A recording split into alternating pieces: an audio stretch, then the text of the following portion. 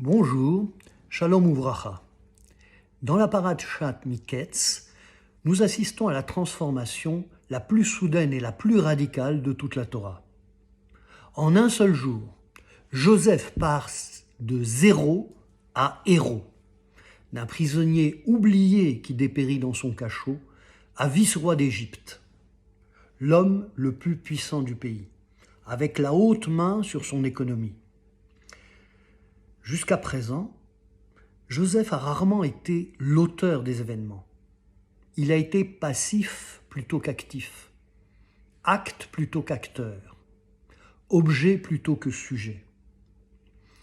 D'abord son père, puis ses frères, puis les Midianites et les Ismaélites, puis Poutifar et sa femme, puis le gardien de la prison.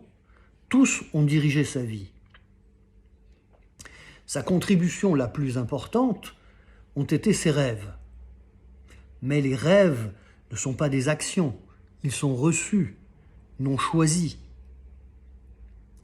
Sa principale initiative a lieu à la fin de la paracha précédente. Quand il a donné une interprétation favorable au rêve du maître échanson, qui lui a prédit qu'il serait réhabilité dans ses fonctions, il lui demande d'user de son influence pour faire réexaminer son cas et le faire libérer.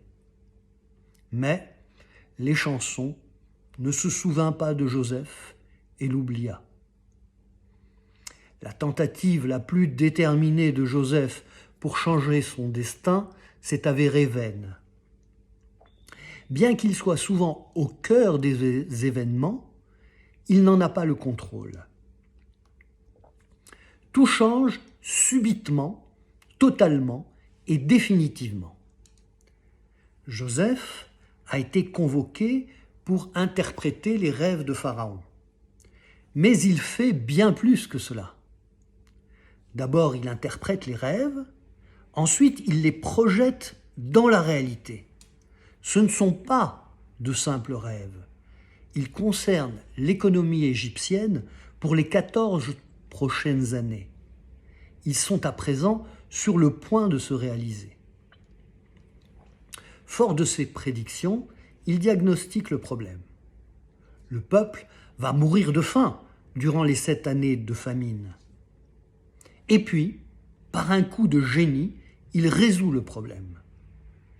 Stocker 1/5 de la récolte durant les 7 années d'abondance va rendre possible d'éviter la famine durant les 7 années de disette. Margaret Thatcher aurait dit au sujet d'un autre conseiller juif, Lord David Young, « D'autres m'apportent des problèmes, David m'apporte des solutions ». C'était tellement vrai dans le cas de Joseph que la réaction de la cour égyptienne tient de l'évidence. Ce discours plut à Pharaon et à tous ses serviteurs. Et Pharaon dit à ses serviteurs, « Pourrions-nous trouver un homme tel que celui-ci, empli de l'Esprit de Dieu ?» À 30 ans, Joseph devient l'homme le plus puissant de la région, et sa compétence administrative est totale. Il parcourt le pays, organise la collecte du grain et veille à ce qu'il soit entreposé en toute sécurité. Il y en a tant que, selon les mots de la Torah, il arrête de tenir des registres parce que c'est hors norme. Et lorsque les années d'abondance prennent fin, sa puissance augmente encore. Tout le monde se tourne vers lui pour se nourrir. Pharaon lui-même ordonne au peuple d'aller voir Joseph et de faire tout ce qu'il demande. Jusqu'ici, tout va bien. Et à ce point, le récit passe de Joseph, vice-roi d'Égypte, dirigeant son économie, à Joseph, fils de Jacob, et sa relation avec les frères, qui, 22 ans plus tôt, l'avaient vendu comme esclave.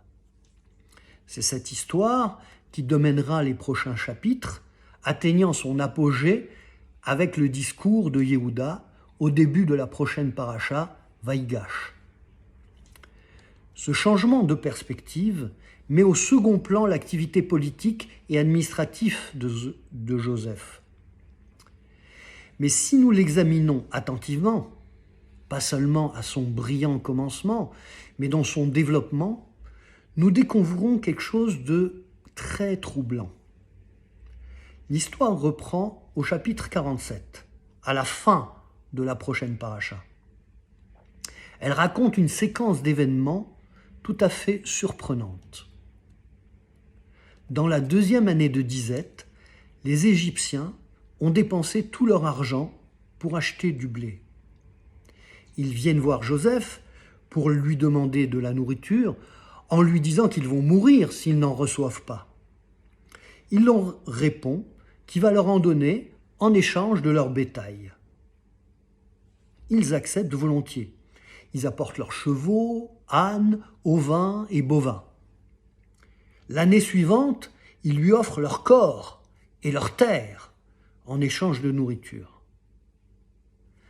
Le résultat de ces transactions, c'est qu'en à peine 3 ans, il a transféré à Pharaon la totalité de la richesse de l'Égypte, tout l'argent, tout le bétail, toutes les terres, et même les Égyptiens eux-mêmes appartiennent à Pharaon. Non seulement ça, mais la Torah nous dit que Joseph déplaça le peuple d'une ville à l'autre, dans toute l'étendue du territoire égyptien. C'est une politique de déplacement forcé de population, utilisée plus tard contre Israël par les Assyriens. La question qui se pose est la suivante. Joseph avait-il raison de faire ça? Apparemment, il l'a fait de son propre chef. Pharaon ne lui a pas demandé de le faire. Le résultat, cependant, de toutes ces politiques est qu'une richesse et un pouvoir sans précédent étaient maintenant concentrés dans la main de Pharaon. Un pouvoir qui sera utilisé par la suite contre les enfants d'Israël. Plus encore, nous rencontrons à 2 reprises l'expression « Avadim le Pharaon », esclave de Pharaon, l'une des phrases clés du récit de la sortie d'Égypte et des réponses aux questions des enfants le soir du Seder. Mais ici, elle s'applique non pas aux enfants d'Israël, mais aux Égyptiens. Durant la famine, les Égyptiens dirent à Yosef « Deviens notre possesseur et celui de nos terres. Moyennant des vivres, nous et nos terres, nous serons serfs de Pharaon. » Joseph acquit tout le sol de l'Égypte au profit de Pharaon. Ainsi, la contrée appartint à Pharaon. Et les Égyptiens acceptent volontairement d'être des serfs de Pharaon, Avadim le Pharaon, de manière permanente, redevables d'1/5 de leur production. Tu nous rends la vie, puissions-nous trouver grâce aux yeux de mon Seigneur, et nous resterons serfs de Pharaon.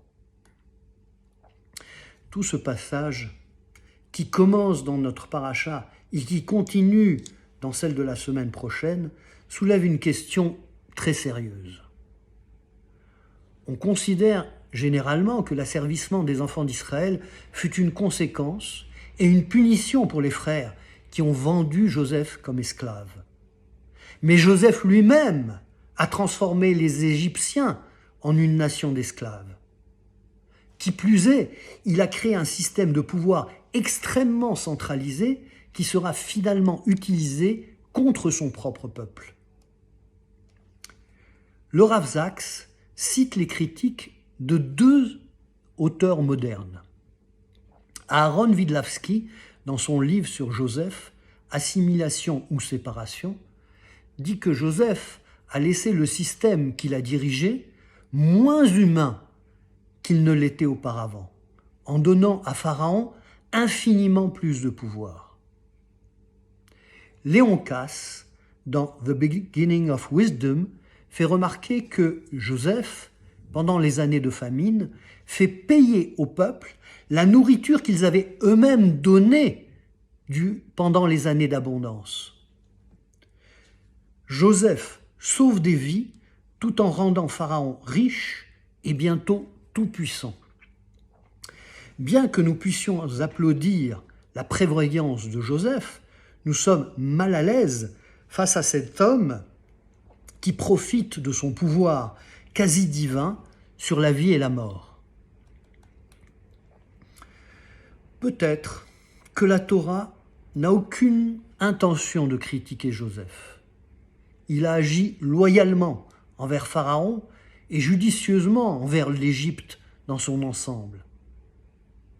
Ou il peut y avoir une critique implicite de son caractère. Enfant, il rêvait de pouvoir. Adulte, il l'a exercé. Mais le judaïsme est critique envers le pouvoir et ceux qui le recherchent. D'où les réticences des sages par rapport à la dynastie hasmonéenne. Une autre possibilité est que la Torah nous met en garde contre les aléas et les méandres de la politique. Une politique qui semble sage dans une génération peut se révéler dangereuse dans la suivante. Ou peut-être, Léon Casse a-t-il raison quand il dit « L'intelligence de Joseph est technique et managériale, et non morale et politique. Il excelle sur les prévisions et la planification, mais il est incapable de comprendre l'âme des hommes. Il le décrit en somme comme un technocrate. »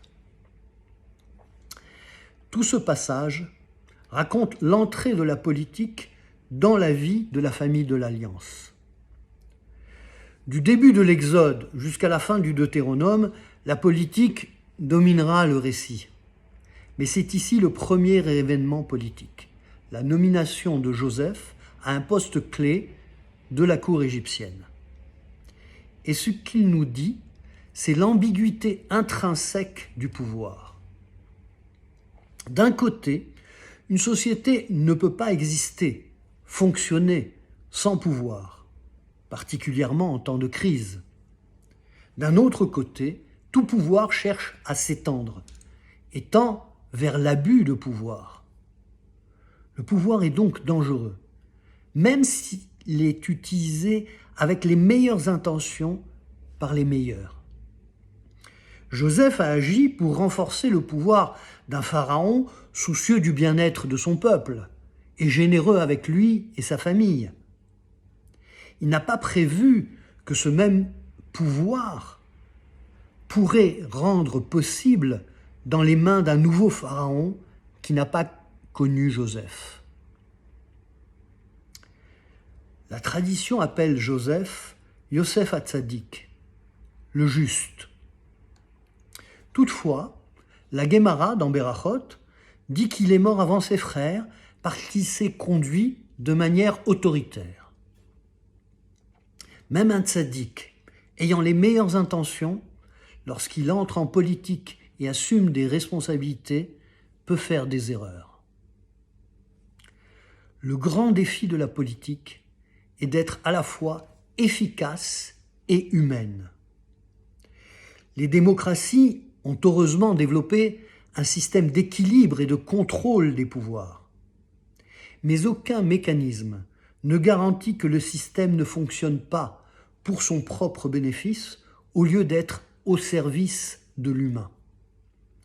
Les hommes politiques, en accomplissant leur mission avec compétence, doivent faire preuve d'intelligence analytique, mais aussi d'intelligence émotionnelle. Ils doivent rester humbles par rapport à leur pouvoir et à leurs tâches, et avoir conscience qu'ils œuvrent pour des hommes et des femmes réels. C'est un défi permanent qui met à l'épreuve même les meilleurs. Shabbat Shalom.